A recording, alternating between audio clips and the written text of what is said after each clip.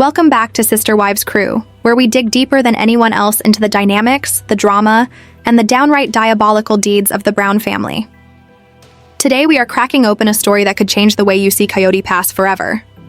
Kody and Robyn's plan to seize control of Coyote Pass wasn't a sudden decision. It was a calculated 5-year conspiracy.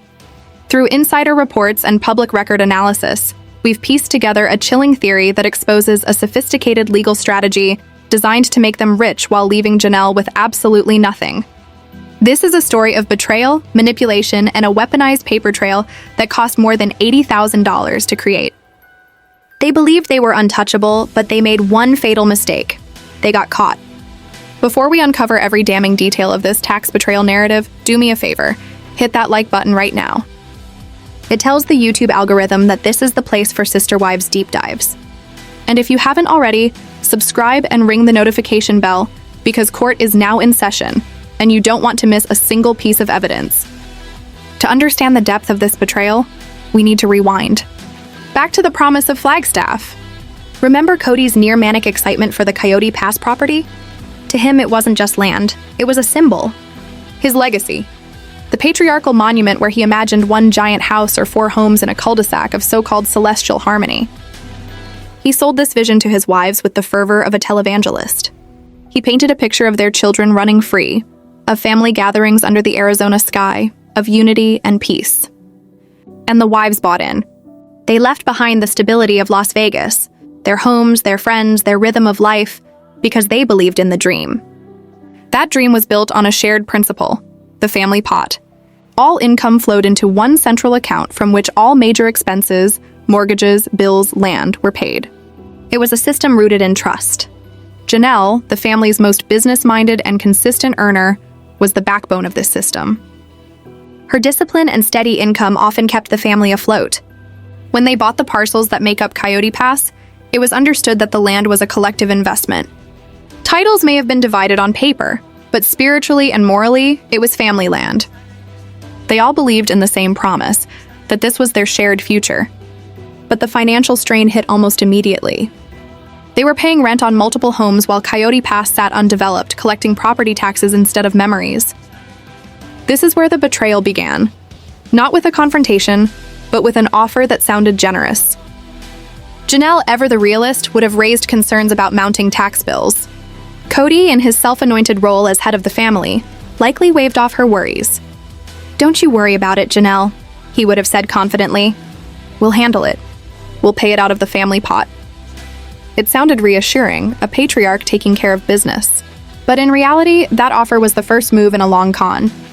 That moment marked a subtle shift, from communal management to exclusive control. By telling Janelle not to worry and to let him and Robyn handle it, he was quietly removing her from financial involvement. What looked like kindness was a calculated setup, creating a paper trail that would later be used to argue she had abandoned her interest in the property. For 5 years, while Janelle believed everything was being managed collectively, Kody and Robyn were creating a record, a paper trail designed to prove exclusive possession. According to our legal insider, Dr. Alistair Finch, this strategy mirrors an obscure legal doctrine known as adverse possession by ouster. In simple terms, it allows one co-owner to take full ownership if they can prove that the other co-owner stopped contributing and effectively walked away. To do this, you must show continuous, exclusive, and hostile possession, meaning you pay all the bills, handle all obligations, and do so openly, as if you are the sole owner. This is where things get dark. The most powerful evidence for this kind of claim is paying every tax bill and expense yourself year after year from your own account, while the other co-owner pays nothing. That's the record Kody and Robyn were building. Every check, every transaction, every receipt was a brick in their legal fortress. But here's the catch. It only works if the other co-owner truly stops paying willingly. If it's proven that Janelle's inaction was induced by deception, the entire strategy collapses into fraud. And that's exactly what a chilling memory from Mykelti Brown suggests happened. A few years ago, Mykelti allegedly overheard Kody and Robyn on a call with their lawyer discussing Coyote Pass and Janelle. According to her recollection, the lawyer advised them to pay all taxes exclusively from their account, refuse any money Janelle offered, and maintain a clean, unbroken record of exclusive payment. "Do not accept any contribution," the lawyer allegedly said. "In a few years, your claim will be ironclad." That instruction turns the entire situation from passive neglect into active conspiracy. It wasn't just that Janelle didn't pay, it was that she was systematically shut out. Each payment wasn't just a bill being handled, it was evidence being built against her. And the public records back this up. Property tax data from the Coconino County Assessor's Office shows 5 consecutive years of payments, over $80,000, made exclusively from the Kody and Robyn Brown joint account. Not from the family trust. Not from the LLC, their personal account. Every parcel, every payment, every year. While Janelle lived in an RV on her plot, fighting the elements and believing she was building her dream, Kody and Robyn were quietly paying the taxes, each check another link in the chain of her undoing. But their arrogance was their downfall. They believed this record made them untouchable. They didn't anticipate that the very paper trail they built would one day expose their scheme. If this ever went to court, Kody and Robyn's lawyer might argue that they covered the taxes to protect the property. But then Mykelti takes the stand. She recounts the overheard conversation, the explicit instructions not to accept Janelle's money. That one testimony flips the narrative. What was evidence of diligence becomes proof of deception. Those checks, those records, they stop being evidence of ownership and become a confession of fraud. The $80,000 they spent wasn't an investment. It was documentation of a crime against trust. And that's the cruel irony. They thought they were constructing a fortress. Instead, they built their own prison. Every receipt becomes a record of their intent. Every payment becomes evidence of a calculated betrayal.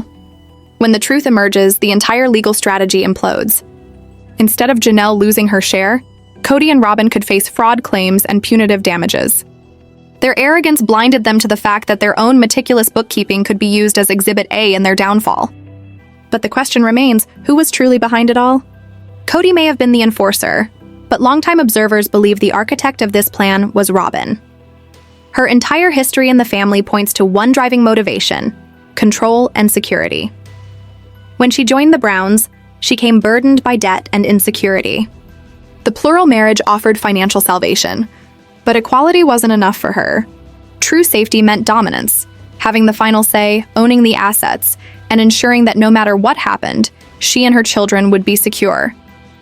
Over the years, we saw Robyn subtly redirect family resources, becoming the gatekeeper of both Kody's time and the family finances. The family pot that once symbolized unity started to feel more like her personal vault. She was patient, strategic, and careful, traits that align perfectly with the slow, quiet nature of the adverse possession strategy. For Robyn, Coyote Pass wasn't a dream. It was the endgame. The final step toward total independence from the other wives. Each check she co-signed wasn't just a payment. It was a move in a long, silent game of financial chess. Janelle represented everything Robyn wasn't: independent, financially savvy, and self-reliant. By stripping her of Coyote Pass, Robyn would not just gain an asset, she'd eliminate the last real threat to her power. And Kody, he provided the muscle, the arrogance, the justification. His growing resentment toward his ex-wives fueled his compliance.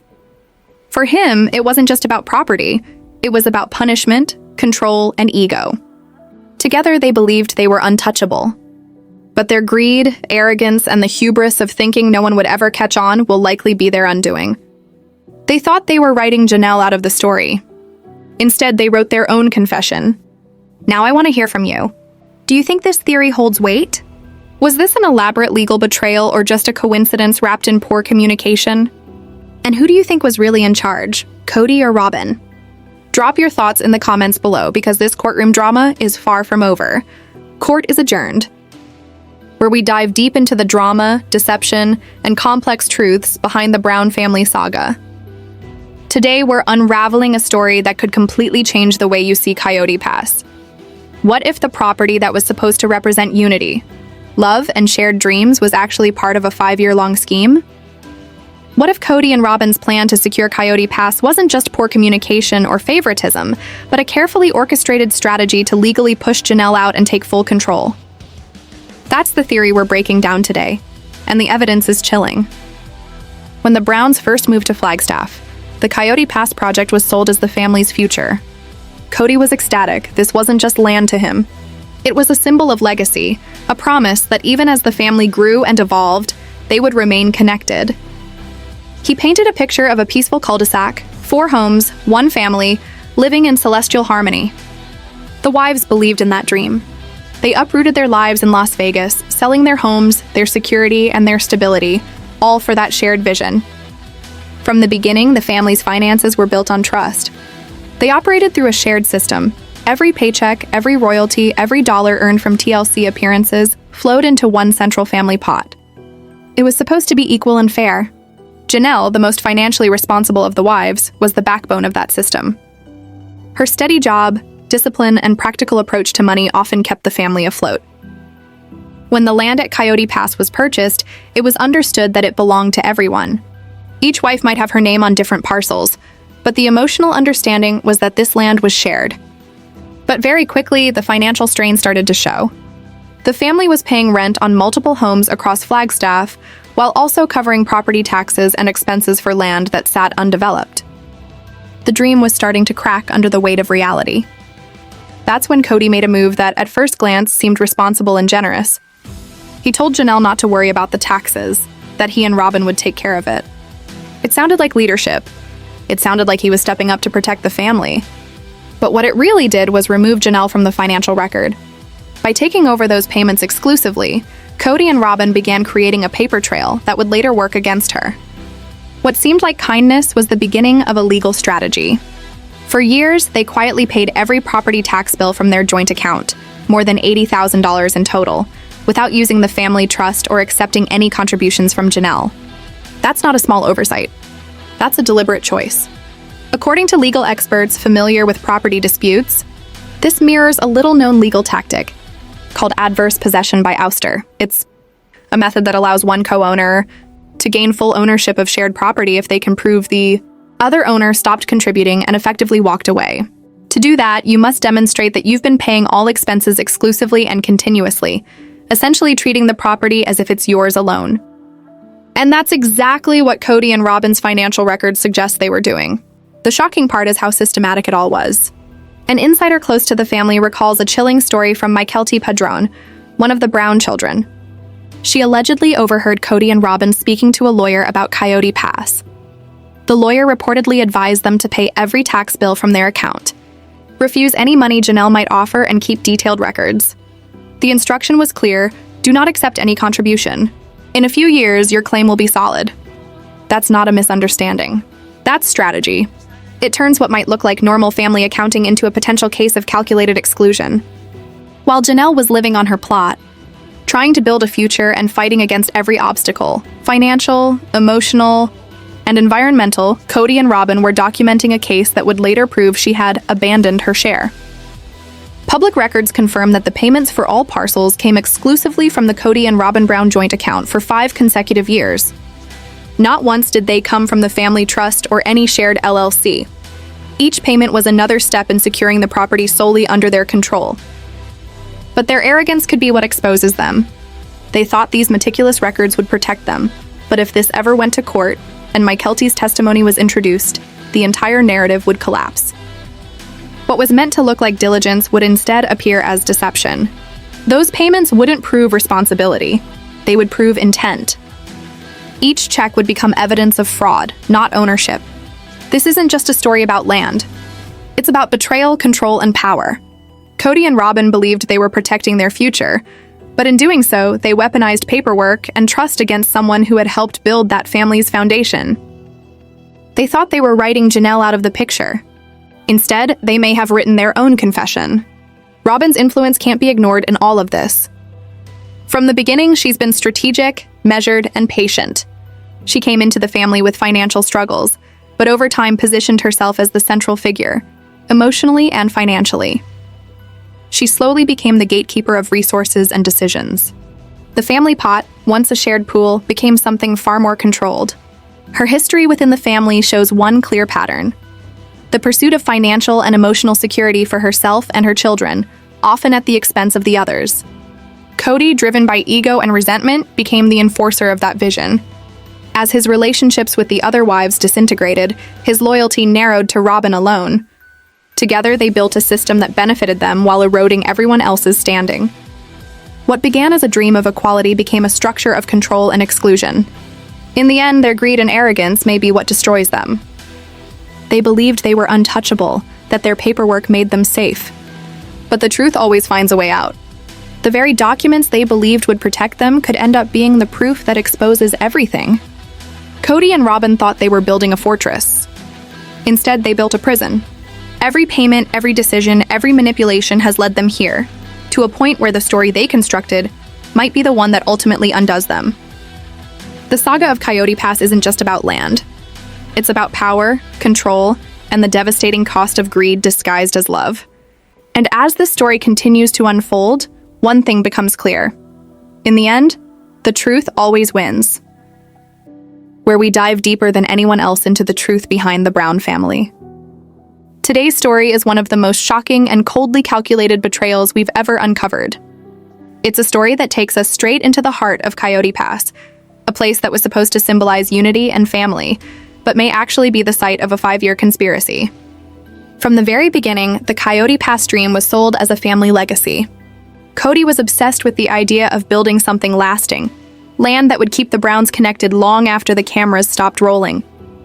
He described it as their future, their peace, their proof that plural marriage could thrive even under pressure. He imagined homes built side by side, family gatherings under the Arizona sun, and a sense of harmony that could heal everything that had gone wrong in Las Vegas. To make that dream real, everyone had to sacrifice. The wives sold their Las Vegas homes, their safety nets, their independence, their security, and poured everything into this new life. They believed that Coyote Pass wasn't just property. It was their shared destiny. Each parcel may have been divided legally, but emotionally it belonged to everyone. It was the one thing holding the family together. Janelle, as always, was the practical one. She wasn't swept away by romantic promises or spiritual symbolism. She looked at the numbers. She made sure payments were made, budgets balanced, and bills covered. She trusted that the system they had built over decades, the family pot, would keep things fair. For years, that system worked. Every dollar earned by the family, whether from TLC checks, book sales, or cameos, went into one collective pool. From there, mortgages were paid, groceries bought, and land maintained. But when the family moved to Flagstaff, cracks began to form. The cost of renting separate homes in an expensive market while still covering property taxes on undeveloped land became unbearable. Janelle, ever the realist, started to worry about the growing financial strain. That's when Kody stepped in with what seemed like reassurance. He told her not to worry about the property taxes, that he and Robyn would take care of them for now. On the surface, it sounded noble, the patriarch taking charge in a time of stress. But looking back, that moment may have been the first move in a much bigger plan. By removing Janelle from those payments, Kody and Robyn quietly started rewriting the financial history of Coyote Pass. It wasn't about generosity. It was about control. Every time they paid a tax bill from their joint account instead of the family account, they were building a record, one that could later be used to show exclusive ownership. To the outside world, it might have looked like they were just covering family expenses. But legally, it was something much more dangerous. And this is where the story begins to take a darker turn. What if Kody and Robyn weren't just paying those bills out of responsibility? What if they were advised to do it? What if every check, every transaction was part of a deliberate, step-by-step process to push Janelle off the property entirely? As we'll uncover in Part 2, evidence and insider reports suggest that's exactly what happened, and that their carefully crafted paper trail wasn't about protection. It was about power. As time went on, what started as a promise of help began to look more like a quiet takeover. Kody and Robyn continued paying every property tax bill tied to Coyote Pass, year after year, without ever letting Janelle contribute. To anyone watching from the outside, it looked like they were being responsible, stepping up for the family. But on paper, something much more sinister was unfolding. According to property records, all of those payments, totaling over $80,000, came directly from Kody and Robyn's joint account. Not from the family trust. Not from the shared account the Browns had always used. Just their names. That detail changes everything. Because under certain property laws, if one co-owner consistently pays all the bills, taxes, and maintenance while another does not, it can start to establish what's called exclusive possession. Over time, that can be used to claim full ownership, especially if there's evidence the other co-owner walked away. It's a legal tactic known as adverse possession by ouster, and it's one of the oldest tricks in real estate disputes. And here's the chilling part. An insider claims this wasn't an accident. According to a conversation allegedly overheard by Mykelti Brown, Kody and Robyn once spoke to a lawyer about exactly this scenario. The lawyer reportedly advised them to continue paying everything from their own account and, under no circumstances, to accept money from Janelle, not even if she offered. The words that stuck with Mykelti were, "Don't take her money. In a few years, your claim will be solid." If that statement is true, it turns the entire story from family drama into calculated fraud. While Janelle believed they were managing the family finances together, Kody and Robyn were building a record designed to show that she had abandoned her interest in the property. Every tax bill they paid wasn't just keeping the land current, it was evidence. Meanwhile, Janelle was living out of an RV on her portion of Coyote Pass, struggling through Arizona heat and freezing nights, believing she was investing in her dream home. She was waiting for the money from the sale of her Las Vegas house, trusting that once that cleared, she could finally start building. But what she didn't realize was that the legal narrative was shifting right under her feet. On paper, Kody and Robyn looked like the only ones actively maintaining the property. They had the financial proof. They had the paper trail. And in court, paper trails are everything. But their fatal mistake was arrogance. They believed this strategy made them untouchable. What they didn't count on was how easily the same evidence could turn against them. If it ever came out that they deliberately excluded Janelle, that they refused her money, that they intentionally took her off the record, then every payment they made becomes proof not of ownership, but of manipulation.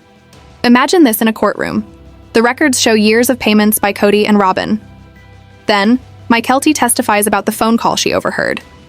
She recounts how the lawyer advised them to isolate Janelle financially. Suddenly, what looked like diligence becomes deceit. What looked like responsible management becomes evidence of fraud. That's the irony of this whole scheme. They believed the paper trail would protect them. But the very records they built could become the rope that hangs their case. By trying to outsmart Janelle, a woman who had supported the family for decades, Kody and Robyn may have exposed themselves instead. Each receipt, each bank transaction, each tax payment becomes part of a narrative they can't escape. They thought they were writing Janelle out of the family's future, but what they really wrote was their own confession.